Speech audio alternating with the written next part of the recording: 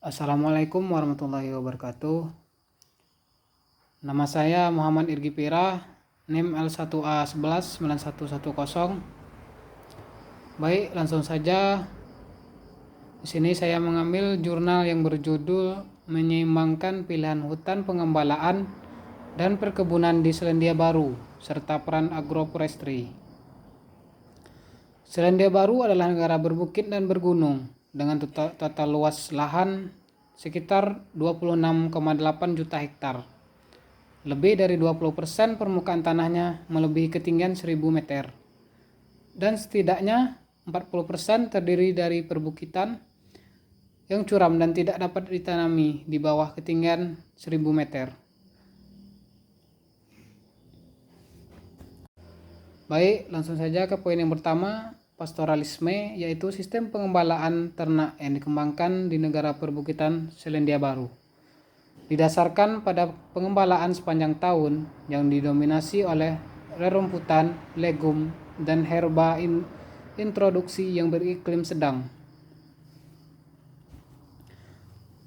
Di peternakan di daerah perbukitan didominasi oleh domba, sapi potong, dengan peternakan di Pulau Selatan memiliki rasio domba sapi yang lebih besar daripada dengan peternakan di Pulau Utara.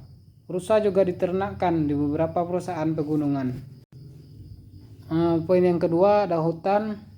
Tanaman spesies pohon utama yang tumbuh di Selandia Baru adalah Pinus radiata yang mencakup sekitar 90% dari luas perkebunan nasional.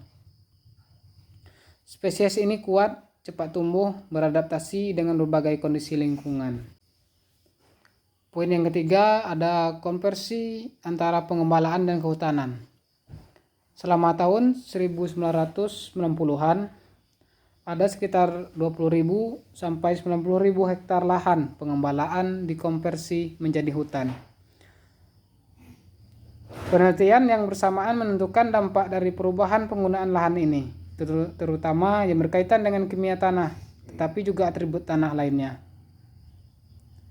Sejak pertengahan 1990-an, terjadi pengurangan penanaman baru yang signifikan, terutama karena berkurangnya jumlah konversi baru dari padang rumput dengan luas areal penambahan terendah 1.900 hektar pada tahun 2008.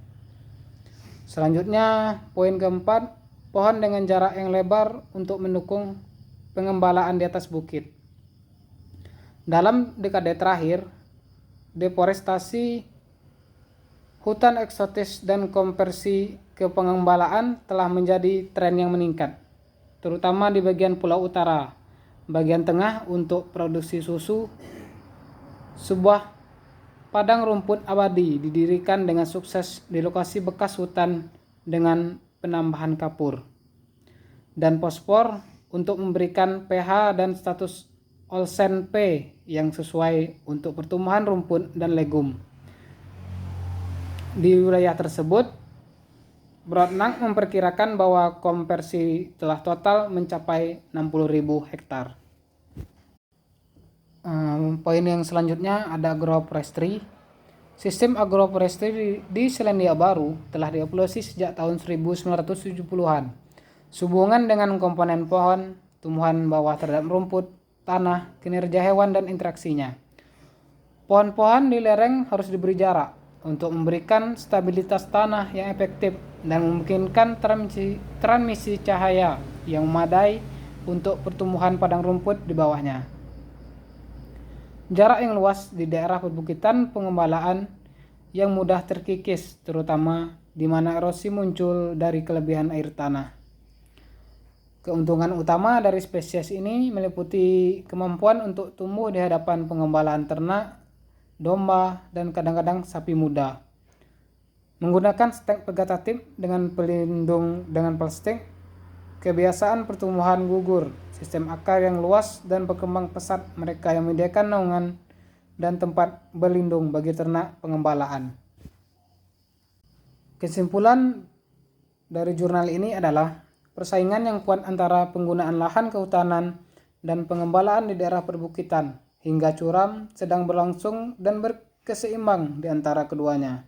diatur oleh berbagai faktor sosial, ekonomi, dan faktor lainnya. Momentum yang diperoleh pada tahun 1970-an sampai 1990-an, lahan pada satuan lahan yang sama dalam bentuk agroforestry dengan pinus radiata. Sekian, terima kasih. Assalamualaikum warahmatullahi wabarakatuh.